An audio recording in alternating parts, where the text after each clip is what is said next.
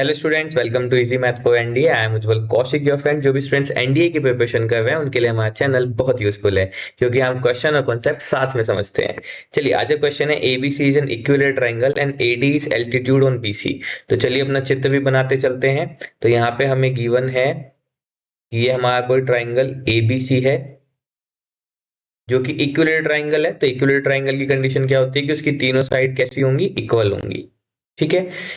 Okay, if AD is the altitude on BC, तो A से D BC पे एक एल्टीट्यूड ड्रॉ किया, तो ये है हमारा एडी। तो एडी क्या है, एल्टीट्यूड है बीसी पे। If the coordinate of A R 1 2, तो ए के कोऑर्डिनेट क्या है 1 2, और डी के कोऑर्डिनेट क्या है -2, 6। तो हमसे पूछा क्या है, इक्वेशन ऑफ बीसी। तो चलिए यहाँ पे हम सबसे पहले जो कॉन्सेप्ट यूज होने वाला है वो मैं आपको कॉन्सेप्ट बता देता हूं। सबसे पहला कॉन्सेप्ट है कि दो पॉइंट अगर हमें गिवन है ए बी, जिनके कोऑर्डिनेट हैं x1 y1 x2 y2।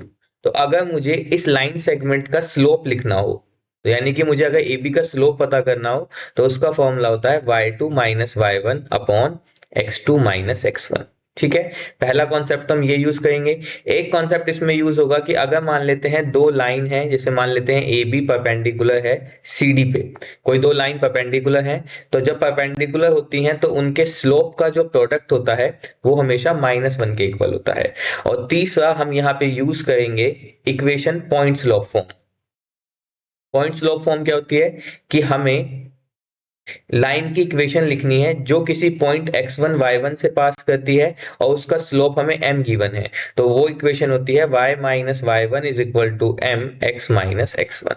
बस इन तीन कॉन्सेप्ट को हम यूज करेंगे वन बाय वन। देखो, सबसे पहले हम एडी का स्लोप पता करते हैं। हमने एडी का स्लोप पता किया तो y2 माइनस y1। तो अगर हम इसको x1 बोलें, इसको y1 बोलें, इसको x2 बोलें, इसको y2 बोलें, तो y2 माइनस y1 क्या होगा 6 माइनस 2 अपॉन -2 -1।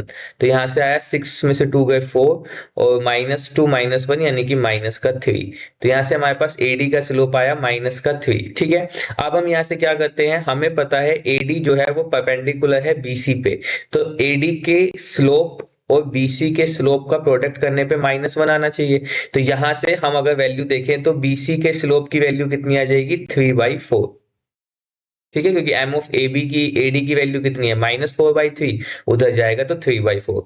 अब हमें बीसी मिल गया है कि बीसी जो इक्वेशन है, बीसी जो हमारी लाइन है उसका स्लोप है ये, और वो किस पॉइंट से पास करती है। भाई बीसी डी से तो पास करेगी -2, 6 से, और इसका स्लोप कितना है 3/4। तो पॉइंट स्लोप फॉर्म लगा दो, y minus y1 is equal to m x minus x1।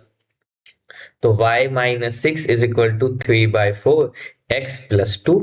तो 4y minus 24 is equal to 3x plus 6।